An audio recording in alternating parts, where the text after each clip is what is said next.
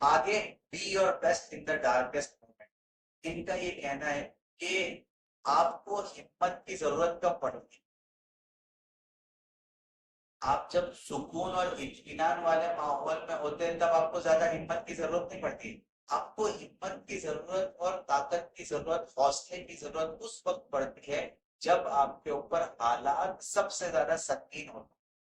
तो जब darkest moment होता है, यानी हालात जब सबसे ज्यादा संगीन होते हैं, उस वक्त आपको सबसे ज्यादा हिम्मत की जरूरत पड़ती है। इनका ये कहना है कि one of our jobs as navy seal is to conduct under water attacks. कभी कभी ऐसा होता था कि नेवी सील में सबसे ज्यादा खतरनाक चीज होती है कि पानी के अंदर जो हमले होते हैं उसका मुकाबला कैसे करें।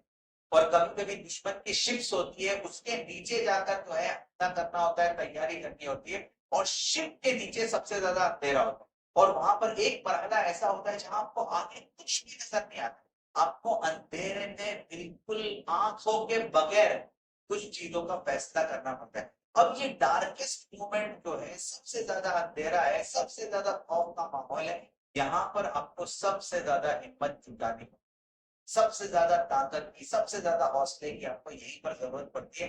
राइज टू द ओकेजन, यानी ऐसे मौके पर ही जो है आदमी की हिम्मत का सही अंदाजा होता है।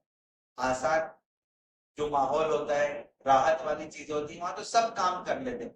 लेकिन मुश्किल तरीन हालात में काम करने वाला जो आदमी होता है, वही क्राउड के अबव उठता है। यानी जो भीड़ से ऊपर उठने वाले जो लोग होते हैं, वो वही लोग होते हैं जो मुश्किल तरीन हालात में भी रास्ते निकलते और काम करते हैं। तो यहाँ पर यही वो लेसन दे रहे हैं, at some points we will all confront a dark moment in the life. हर आदमी को कहीं ना कहीं, कभी ना कभी सबसे ज्यादा डार्केस्ट, सबसे ज्यादा तकलीफ दे हालात का सामना करना पड़ता है। इफ नॉट कोई बहुत करीबी आदमी, बहुत रिश्तेदार करीब का आदमी गुजर गया हो, या बिजनेस में बहुत बड़ा नुकसान हो गया हो, या तबीयत के एतबार से बहुत ज्यादा तकलीफ हो गई हो, तो ये सब डार्केस्ट मोमेंट पर आदमी टूट ना जाए, उसके हौसले पस्त नहीं होने चाहिए। उसको डार्केस्ट मोमेंट में ही सबसे ज्यादा हिम्मत दिखानी पड़ती है। उसको यहीं पर सबसे ज्यादा हिम्मत के साथ, ताकत के साथ अंधेरे में और सबसे डार्क मोमेंट में काम करना पड़ता है। Start shining when you are up to your neck in the mud. यहाँ पर एक बहुत दिलचस्प चीज वो बताते हैं कि एक वीक, यानी सील की ट्रेनिंग में 9th वीक जो होता है, 9वां हफ्ता जो होता है, वो सबसे ज्यादा खतरनाक हफ्ता समझा जाता है। देखिए, the 9th week of the training is referred to as the hell week. उसको दोजखी हफ्ता कहा जाता है, हेल वीक कहा जाता है। It is 6 days of no sleep, यानी वो पूरे हफ्ते में सोने नहीं दिया जाता। सोए बगैर constant physical and mental harassment के साथ आपको वो पूरा हफ्ता निकालना पड़ता है। और उस पूरे हफ्ते में जो ट्रेनिंग होती है, उसमें एक ट्रेनिंग ये होती है, एक चीज ये होती है कि आपको गर्दन तक मिट्टी के अंदर डाल दिया जाए और फिर वहां पर 8-10 घंटे तक उसी पोजीशन पे रहना पड़ता है। और वो मिट्टी बहुत ज्यादा ठंडी होती है, इतनी ठंडी होती है आपकी हड्डियां जो है ये कड़कड़ाने लगती है। ऐसी हालत में आपको वहां पर रहना पड़ता है। अब ये देखिए, बहुत दिलचस्प चीज बताते हैं कि जब आप ऐसे हालत में आ जाए, start sinking when you are up to your neck in the mud, यानी जब आप गर्दन तक मिट्टी में डाल दिए जाओ तो गाना गाना शुरू करो। क्या मतलब इसका? गाना गाना शुरू करो। इसके पीछे वो एक वाक्य बताते हैं कि हुआ ये कि हम लोगों को वो हेल वीक में गर्दन तक डाल दिया गया, और हमको ये बता दिया गया कोई भी 5 आदमी, नहीं बहुत सारे, कोई भी 5 आदमी एक साथ ये बोलेंगे कि हम लोग को निकालने का है, तो सबको इसमें से निकाल दो। समझ में आई बात? यानी अगर आपको ये ड्रिल में से बाहर आने का है, तो 5 आदमी का एक साथ बताना जरूरी है कि भाई हम लोग थक गए, तो आप लोगों को इससे निकाल दिया जाएगा। लेकिन अगर 5 आदमी एक साथ नहीं बोले तो आपको उसी तरीके से वहां पर रहना पड़ेगा। अब क्या हुआ, हम लोगों को उसके अंदर डाल दिया गया। अब बहुत ज्यादा सख्त मामला हो रहा था, और हम लोग देख रहे थे कि हमारे इर्द गिर्द कुछ ऐसे लोग हैं जो निकलने को तैयार हो रहे। अब किसी एक ने बाहर निकलने का इरादा किया, और जैसे ही वो इरादा किया, दूसरे लोगों ने देखा कि भाई ये निकल रहा है। अब पता है कि भाई एक आदमी निकलेगा तो उसके पीछे लाइन लग जाएगी, और पूरा हमारी पूरी इतनी पूरे दिन की मेहनत, पूरे हफ्ते की मेहनत बेकार हो जाएगी। तो फिर उन्होंने क्या किया, उसको रोकने के लिए क्या किया जाए, वो आदमी तो निकलने ने कहा कि भाई जो आदमी निकलने का इरादा कर रहा था, उसके बाजू में एक आदमी था जो बहुत गद्दा गाता था, लेकिन उसने कुछ जोश और वलवले का गाना इस तरीके से गाया कि वो जो आदमी निकलना चाहता था वो निकलने से रुक गया, और फिर उस आदमी के भद्दे गाने को सबने कॉपी किया और सब गाने लगे। और जब सब गाने लगे तो सबके अंदर एक जोश और वलवला पैदा हुआ और एक गर्मी अंदर से महसूस हुई, और फिर कोई नहीं निकला, सबने वो ड्रिल पूरी। यहाँ पर इस पूरे चैप्टर से वो ये बताना चाह रहे कि जब हालात ऐसे हो जाए कि एक दूसरे की ताकत पस्त होने लगे, हिम्मत पस्त होने लगे, हौसला पस्त होने लगे, तो आपको एक काम करना है। वो काम क्या है? एक दूसरे को उम्मीद दो, एक दूसरे को उम्मीद दो। ये उम्मीद देना, ये होप देना, ये ऐसा काम है जो ताकत और हौसले को दोबारा लौटाता है। और कि हम लोगों को कहा गया है कि भाई ये क्या है? उम्मीद और खौफ के दरमियान का नाम ईमान है। समझना है, ये उम्मीद, ये होप बहुत बड़ा काम देता है।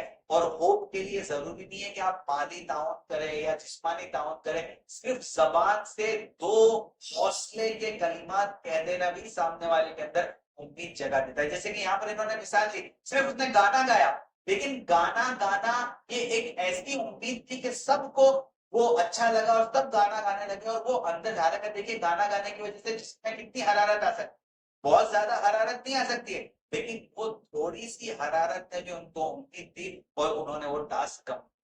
तो कहने का मतलब ये है, start singing when you are up to your neck in the mud, यानी कोई ऐसा काम करिए जब आप ना उम्मीद होते हो, हौसले पस्त होते हो, जिसकी वजह से उम्मीदें पैदा हो। और एक दूसरे को उम्मीद दीजिए, एक दूसरे की मदद कीजिए, एक दूसरे के साथ कंधे से कंधा मिलाकर आगे चलने की कोशिश करिए, आपको इसका फायदा होगा। उम्मीद जब आप दूसरों को देते हो तो आपके अंदर भी एक उम्मीद की किरण पैदा होती है, एक उम्मीद का दिया जलता है और आपके अंदर भी काम करने का हौसला पैदा होता है। देखिए ये ठीक है। इसके बाद जो इन्होंने कहा वो कहा कि don't ever ring the bell, यानी नेवर एवर क्विट। इनको कहा गया था जब इन्होंने ये ट्रेनिंग सील की ट्रेनिंग शुरू की, तो ये बताया गया था कि भाई आपको जो है, यानी वो जो इंस्ट्रक्टर होता है वो ये कहता है, इंस्ट्रक्टर सील की ट्रेनिंग शुरू करने से पहले ये कहता है कि मेरा काम क्या है पता है आपको? वो ये पूछता है कि मेरा काम क्या है आपको पता है? मेरा काम ये है कि आपको किसी भी तरीके से सील की ट्रेनिंग खत्म करना नहीं देना, यानी मैं हर वो मुमकिन कोशिश करूंगा जिसकी वजह से आप ये ट्रेनिंग कंप्लीट ना कर पाए। मैं आपको मेंटल टॉर्चर करूंगा, मैं आपको फिजिकल टॉर्चर करूंगा, इमोशनल टॉर्चर करूंगा, यानी हर वो चीज मैं आपके साथ करूंगा जिसकी वजह से आप ट्रेनिंग खत्म ना कर सके। ये मेरा काम है, यही मेरा काम है, वो ये कहता है। और अगर किसी को भी जाना है तो जाकर, ये घंटा लटका हुआ है, वहां बेल लगी हुई होती थी, 3 मरतबा जाकर ये बेल जो बनाए बजाएगा, वो यहां से आसानी के साथ निकल जाएगा। समझ में आ रही है बात? इनका ये कहना है कि जब हम लोगों ने पहले दिन ट्रेनिंग स्टार्ट की तो 150 स्टूडेंट्स हमारे साथ थे। कितने? 150 स्टूडेंट्स बिगिनिंग ट्रेनिंग में जब हम लोगों ने शुरू की, तब 150 लोग हमारे साथ थे, और 6 महीने के बाद जब हमने ट्रेनिंग खत्म की तो 33 लोग सिर्फ ग्रेजुएट हो सके। कितने? 33, यानी 150 में से 33 लोगों ने सिर्फ ट्रेनिंग को कंप्लीट किया। लेकिन फिर वो इंस्ट्रक्टर जो ये कहता है कि अगर आप में से किसी ने बेल बजाई तो यहां से तो बच जाओगे, यानी ये ट्रेनिंग के जो झंझट है उससे तो बच जाओगे, लेकिन जिंदगी भर आपको घंटी बजाने का अफसोस है कि आखिर मैंने वहां तक पहुंचने के बाद घंटी क्यों बजा दी, 6 महीने की मेहनत और मशक्कत में बर्दाश्त करते था। कहने का मतलब यह है कि किसी काम को करने के बाद जब आपने देख लिया कि मुझे ये करना है, किसी काम को करने का आपने इरादा कर लिया, आपने अज़्म कर लिया, फिर दुनिया इधर से उधर हो जाए, आपको वो काम छोड़ना नहीं है, क्विट नहीं करना है, आपको आखिर तक जाना है और उसको तकमील तक पहुंचाना है। तकमील तक पहुंचाना, फिर से वो बात आ गई जो शुरू में बात की थी, मेक योर बेड, यानी किसी काम को तकमील तक पहुंचाना, ये बहुत ज्यादा जरूरी है। आप सुबह उठकर अगर कोई काम तकमील तक पहुंचाते हैं, आपके अंदर एक एहसास पैदा होता है, और फिर आपको पूरे दिन कामों को तकमील तक पहुंचाने का एक जज्बा होता है, और ये जज्बा आपकी जिंदगी में उतर जाता है, और वो जज्बा आपको हर मरहले पर काम देता है कि मैं जो काम शुरू करूं उसको मैं अल्लाह की तौफीक से हिम्मत के साथ, अज़्म के साथ, इरादे के साथ जो है ये तकमील तक पहुंचाओ। ये बहुत ज्यादा जरूरी होता है। नेवर क्विट हालात आएंगे, आप पीछे हट मत करिए। और आप अगर देखेंगे अल कबाइर, इमाम सहाबी की जो किताब है अल कबाइर, उसमें जो कबाइर गुनाह उन्होंने शुमार किए हैं उसमें से एक कबीरा गुनाह है मैदान जंग से पीठ फेर कर भागना। ये भी कबीरा गुनाहों में से एक गुनाह है कि आदमी किसी मैदान में उतर जाए, चाहे वो किसी भी किस्म का मैदान हो, और फिर वहां से पीठ फेर कर वो भाग जाए। खैर हम लोग यहाँ कबीरा और सगीरा की बहस नहीं कर रहे, लेकिन यहाँ पर मैं समझाना चाहता हूँ कि आदमी किसी चीज का इरादा कर रहे तो इरादा इतना मजबूत होना चाहिए कि वो दुनिया इधर से उधर हो जाए, उसका इरादा न नेवर क्विट। और इसी को हजरत अली रजी अल्लाह तआला अन्हु का कॉल है, अरफ्तु रब्बी बिफस्सिल अज़ाइम, कि मैंने अल्लाह की मारिफत हासिल कैसे, इरादों को टूटता हुआ देखकर। यानी किसी आदमी का इरादा, ईमान वाले का इरादा इतना मजबूत होना चाहिए कि दुनिया इधर से उधर हो जाए, इरादा टूटना नहीं चाहिए। एक इंसान का इरादा ह्यूमैनिटी के लिए ऐसा होना चाहिए, दुनिया इधर से उधर हो जाए, अच्छाई के लिए उसका इरादा टूटना नहीं चाहिए। लेकिन फिर भी अगर हमारे इरादे टूटते हैं तो उसको तोड़ने वाली एक जात मौजूद है, और वो अल्लाह रब्बुल इज्जत की जात है। इसी से मुझे मारिफत हासिल हुई। तो ये बहुत इंपॉर्टेंट चीज है, नेवर क्विट। ये पूरी बुक का खुलासा था, जिसको आखिर में कुछ सत्रों में अगर जमा किया जाए, रिमेंबर, याद रखिए, start each day with a task completed. अपना दिन ऐसे शुरू करिए कि कोई ना कोई काम आप तकमील तक पहुंचाइए। Number 2, find someone to help you through life, यानी किसी ऐसे आदमी को तलाश करिए, चाहे वो आपका उस्ताद हो, आपका गुरु हो, आपका मेंटर हो, आपका रहबर हो, आपका कायद हो, कि जो जिंदगी के मुख्तलिफ मराहिल में आपका हाथ पकड़ सके, आपको आगे ले जा सके। रेस्पेक्ट एवरीवन, हालात चाहे कैसे भी हो, सामने वाले का अदब करिए। यानी सामने वाले का अदब उसके पैसे की वजह से, उसकी पोजीशन की वजह से, उसकी सलाहियत की वजह से नहीं होना चाहिए, इस वजह से होना चाहिए कि वो हजरत इंसान है, वो ह्यूमन है, उसको रेस्पेक्ट देना बहुत ज्यादा जरूरी है। Know that life is not fair and that you will fail often. ये भी आपको जानना पड़ेगा कि जिंदगी हर आदमी के साथ यकसा नहीं होती है। हर आदमी की जिंदगी में उतार और चढ़ाव आते हैं, मुसीबतें आती है, परेशानियां आती है, तकलीफें आती है। आपको फेलियर से डरना नहीं है, आपको आगे बढ़ना है, हालात का सामना करना है। But if you take some risk, step up when times are toughest, face down the bullies, lift up the downtrodden and never ever give up. जब हालात आए, रिस्क लेना सीखिए, आगे बढ़िए, मुश्किल वक्त में अपने आप को ज्यादा से ज्यादा टफ बनाने की कोशिश करिए।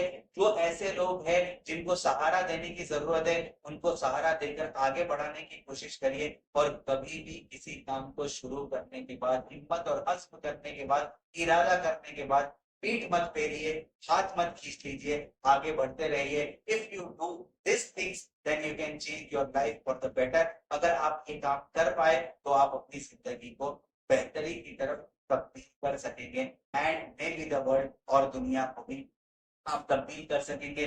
ये विलियम मैकरेमन की जो बुक है मेक योर बेड का खुलासा है। इन्होंने जो है नेवी में काम किया, 37 ईयर्स तक, 37 सालों तक नेवी सीट का इन्होंने काम किया।